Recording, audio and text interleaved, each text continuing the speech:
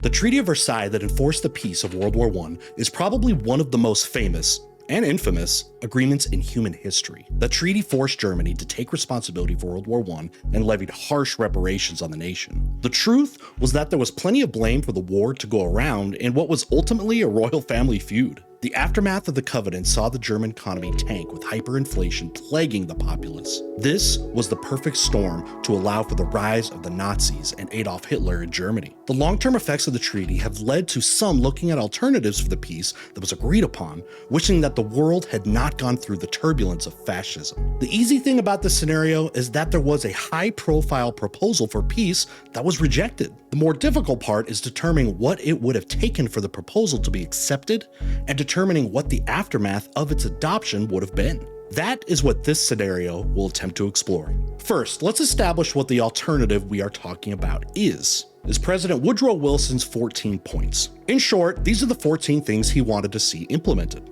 an end to secret treaties, freedom of the seas, free trade, military arms reduction, colonial adjustments, self-determination for colonized people, territorial restorations, and the creation of the League of Nations. There were a few reasons why the points failed to be enacted. One reason is that the US had only been in the war for a brief period, and thus many didn't see the nation as having as much skin in the game, and shouldn't have as much of a say in the peace. Secondly, the points were considered to be too idealistic and not specific enough. Of course, there had been a desire to enact them. The details could have been worked out in a treaty. Another reason that they failed is that there was a strong desire among the Allies to punish the Germans. Another potential hangup for the points was the fact that Wilson could be seen as having a messiah complex. As he frequently viewed himself as the smartest person in the room, it was very easy for him to rub others the wrong way, meaning that his ideas would be less likely to be taken seriously. There are a few things that would need to go differently for the 14 points to get a fair shake. The first is that the United States needs to enter the war earlier in order to be seen as having a bigger stake in the conflict and thus the peace. The most likely point for this to happen is after the sinking of the Lusitania in 1915. In our timeline, Wilson still resisted the calls to get into the war, giving his speech with the infamous line, quote, "There is such a thing as a man being too proud to fight." But we'll assume for the sake of this scenario that either the public backlash is too great for him to ignore, or that the Germans refuse to stop unrestricted submarine warfare, and that this is enough to enrage Wilson to the point of asking for a declaration of war.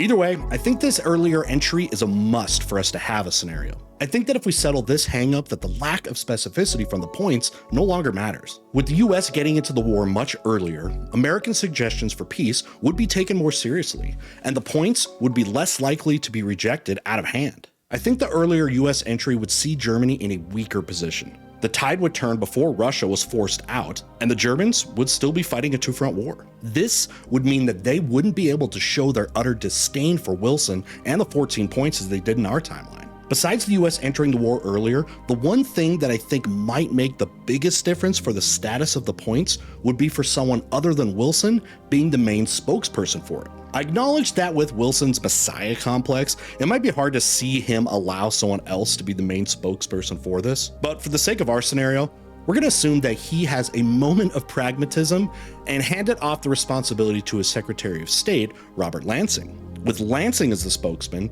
giving it a less abrasive personality, I do feel that the points would have had a better shot, and these factors might be enough to get the points adopted. It should also be noted that the British Prime Minister David Lloyd George had made a speech 3 days earlier outlining similar aims. Despite this, in our timeline, even George looked on Wilson's speech with some level of disdain due to his viewing the points as too idealistic. George had also rejected attempts by Wilson to mediate an end to the war in 1916.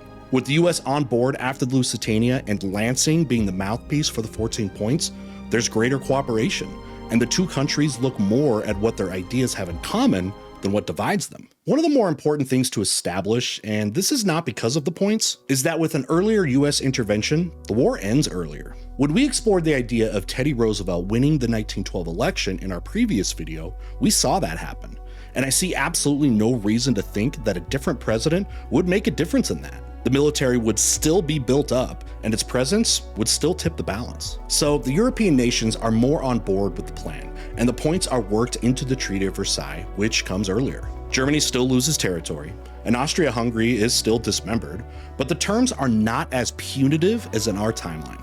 Rather, the breakups are more along the lines of popular sovereignty. Germany's not buried in crippling war debt, and thus it has no worse of an economic downturn in the upcoming years that would have been created by the Great Depression. Sure, this was bad, but the economy of the Weimar Republic was a joke at best. Anytime you have to take a wheelbarrow full of money to buy a loaf of bread, you know it's bad. So while Germany would suffer with the rest of the world in the Depression, it wouldn't see the depths that it did in real life. Another thing that changes is that there's no Soviet Union. At least not at first. The earlier tipping of the balance of the fighting means that the Romanov dynasty survives, at least for a while. Changes would be coming in Russia nonetheless. For one thing, the agreement on an independent Polish state means that Russia, along with Germany, would lose some land. With the wave of self-determination sweeping over Europe, I think an independent Finland is likely an outcome as well. Finland already had a special status within the empire, so it's a logical next step to see independence. Moving forward to 1918, I see a different outcome for the US congressional and Senate elections. The peace is signed sooner. Wilson's ideas are accepted, his popularity is higher, and he's able to campaign for the Democrats. As a result, the Democrats fare better in the midterms. Champ Clark remains Speaker of the House, and perhaps more importantly for Wilson's larger plans, the Senate remains in Democratic hands. The latter needs the swing of only one seat because Vice President Thomas Marshall would be the deciding vote in the case of an evenly divided Senate, allowing the party to organize the body. This means that when the time comes for the vote to join the League of Nations, the US joins this time, because as you might know in our real timeline, the US doesn't join. Of course, it couldn't hurt anything that there's sympathy for Wilson after he has his stroke the following January. So far from being the ultimate lame duck, his party and government tried to secure his legacy as his wife takes over the reins. Yeah, I said it. Needless to say, the League is seen as being much stronger with the emerging superpower of the United States now involved. Under pressure, perhaps in exchange for economic help, the Russian Empire also joins, while we see an earlier German entrance in interest of getting all the great powers into the League. Germany is not the pariah in this timeline that's become in ours, and I don't think that the nation falls to fascism. The German economy will rise and fall with the rest of the world, enjoying boom times through most of the 20s, only to see the collapse. The difference will be that they are not on the outside looking in when it comes to the international community. Despite being in the League of Nations from 1926, Germany was still something of an outcast in our timeline, as it had basically been forced to accept responsibility for the Great War. I think there is an open question as to what happens to the German monarchy. Different nations would have different ideas of what they wanted to see happen with the German form of government. France, for one, would want to see the monarchy abolished. In fact, I think it's entirely possible that said abolition is a red line for them. Without that, they may not be willing to go along with any of the other concessions that they have made in this scenario. But even if the French agree to let the monarchy stand, I think it comes out looking far different. For one thing, the Kaiser might not be Wilhelm II. It might be that there is a compromise in which the royal family is allowed to stay in place as long as the man responsible for the recent conflict is held responsible. With or without Wilhelm, though, I see a more democratic form of government taking hold. If the Hohenzollern survive at all, it's with a new constitution. But let's assume for a moment that the monarchy does fall. What does the new Germany look like? We'll still call it Weimar Germany simply because we have no better idea of what it might be called, but it would probably be in a very different form than what we saw in our timeline. A different environment for its birth leads to a different look to the nation. We'll deal with Russia in a moment, but for now, suffice it to say that there's no Soviet Union, at least not at first. What happens long term is most certainly up for debate. Without that influence or concern about the communists, the maneuvering in Germany is different. I'm not going to pretend that I have any idea what would have emerged, but it likely would not have been what we know, and the circumstances would likely not be so ripe for fascism to take hold. Now let's shift a bit and look at what would have happened in some of the involved nations after the conflict. In Russia, the Romanovs would be holding on, if only by a thread. Other nations would try to prop up the teetering giant to help fend off the looming threat of revolution, lest the world be plunged into another major conflict so soon after the Great War. Nobody would want to see Russia turn into a pariah state, and the remaining monarchies of Europe would not want to see a branch of the family fall, especially if the Hohenzollerns have lost power in Germany. This only works for so long though. Nothing that has happened in this alternate timeline is going to stop the Great Depression from taking place. When that happens, the money that the other powers have to pump into Russia will dry up, and a decade isn't going to be enough time for the imperial government to regain its footing completely. Let's shake it up a little bit more. Based on his personality and sometimes downright recklessness, I wouldn't be at all surprised to see if the Tsarevich Alexei dies before he can grow up to take the throne. This vacuum of an heir will lead the Tsar to a decision. He either has to leave his brother, who has little interest in the throne as their heir, or he has to change the Pauline succession laws to allow his daughter Olga to become the heir. I'm not sure that he ever saw the latter as an option, since he and the Tsarina were so desperate to produce a male heir. I also think that Russia may have been in a patriarchal mode that wouldn't have smiled on the change. If Michael remains as heir, then things are quite complicated. He had taken actions in his personal life, chiefly starting an affair with a married woman as an attempt to shock the court. He had a son with Natalia Sergeyevna Wolfert and moved her into St. Petersburg. She was shunned by society in the capital, and I strongly suspect that the marriage that eventually took place between the two would have been seen more as morganatic. This would mean that George, Michael's son, would not be seen as a valid heir to the throne and would not be able to take the throne. This would mean that there would be a necessity of crawling back through the lines of the family to determine who would follow Michael as emperor, if he were ever to take the throne. Michael was only 10 years younger than Nicholas, so while he would be expected to outlive his older brother, it would not give the line a lot of time to establish itself under someone who likely would have been seen as less legitimate because of the snaking through the family tree to find them. Complicating things further, the fact that Michael didn't really want the throne just might mean that after the death of his brother, he would do what he did in our timeline and refuse to take the throne until confirmed by the assembly. Even if Nicholas were to survive as the emperor for the rest of his life, which is far from certain in my opinion, I think that Michael would be where the end of the Romanov line would come about, whether it's because Michael defers to something more democratic or a revolution finally breaks out. I think that another location that begs to be discussed is Japan. We often talk about how the aftermath of World War I led to the outbreak of World War II, but I also think this could be said of the war in Asia and the Pacific. In this scenario, the desire by the French in particular to take a pound of flesh from Germany are overridden by the acceptance of the 14 points, which had a softer treatment of the Germans in mind. But Japan famously, or infamously, got little to nothing of what they wanted out of the peace. Does that change here? And what is the result of this in relation to Japan's aspirations that led to the War of the Pacific? Ultimately, I see little difference in the treatment of Japan. While they had demonstrated themselves to be more of a power than anyone in the West really cared to admit in the aftermath of the Russo-Japanese War, the European powers would have little interest in giving Japan any of their demands. China would still be humiliated by the Japanese requests, and tensions between the two Asian nations would grow. There would still be an invasion of Manchuria in the early 1930s. This would, as in our timeline, be seen as a threat to European interest in China, stoking tensions between East and West. The timing is bad for the West though. They're in the early throes of the Great Depression, and still dealing with war fatigue. Even here, with an earlier end to the Great War, there is a mere decade and a half gap between the end of that war and the outbreak of the hostilities in China.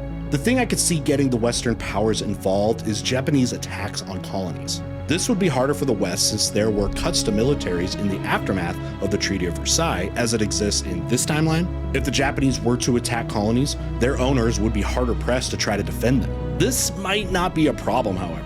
Even if the Romanovs failed in the early years of the Great Depression, no Soviet Union exists. If no Soviet Union exists, it seems unlikely that a communist uprising would take place in China. If this be the case, then the Chinese, not dealing with their civil war themselves, are more able to hold out against the Japanese, and the war in Manchuria is much more protracted. This scenario has probably avoided World War II in Europe, and depending how things go in China, it might avoid the larger war in the Asian Pacific theater. This really isn't cause for celebration though, because China, the most populous nation in the world, with nearly a quarter of the world's population, gets dragged into a worse slop. The lack of a civil war in this scenario means little to nothing for the death toll as the cruel Japanese forces bring hell to the nation. I believe that trying to determine who wins this conflict and how it plays out is beyond the scope of this project. I will, however, try to make a couple of determinations. Japan becomes an outcast among the nations for their actions. In our timeline, they withdrew from the League of Nations in 1933.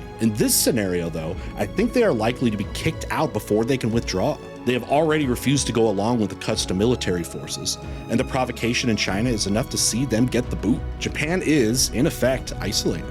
An already difficult economic situation with the Great Depression becomes worse for Japan. No matter the outcome of their war on an economic front, I can't see them not coming out worse for wear. By the way, what about the Ottoman Empire? What happens in Anatolia?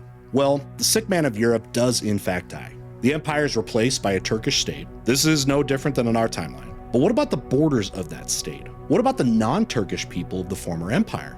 Do they also get independence? This is where the true commitment to the point's ostensible belief in self-determination comes to a head. It happened in Europe. We've seen a freed Poland and Finland.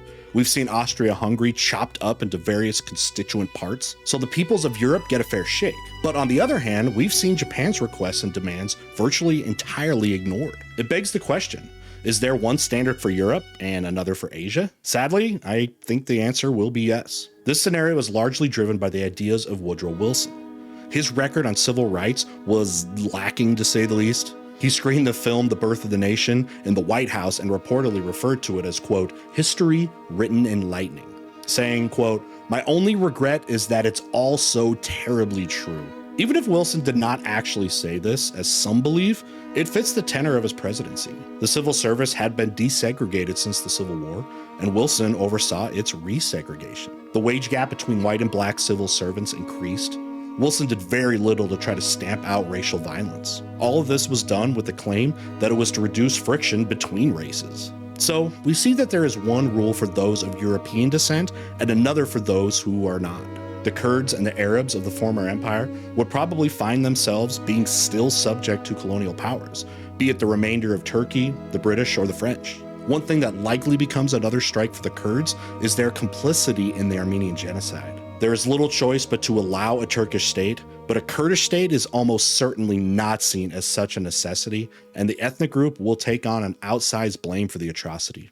So, what if the 14 points had been accepted? Life is probably easier on Europe. There might not be a World War II as we know it. Eastern Asia would still see apocalyptic warfare, and things really would not improve for the colonized areas. Perhaps there would be no Soviet Union, which on the surface would save lives, but if the Russian Empire still falls, which seems likely after the pressure of the Great Depression, who knows what replaces it? One would certainly hope that it wouldn't be as brutal as the Soviet Union was, particularly during Stalin's years, but there's no guarantee of anything like that. And ultimately, even with the cutbacks in military organization, someone will eventually rock the boat, and there may be a global conflict to surpass anything we've known. Or perhaps we're talking about a century of relative peace. All right, what do you think of this scenario? Let us know down in the comments.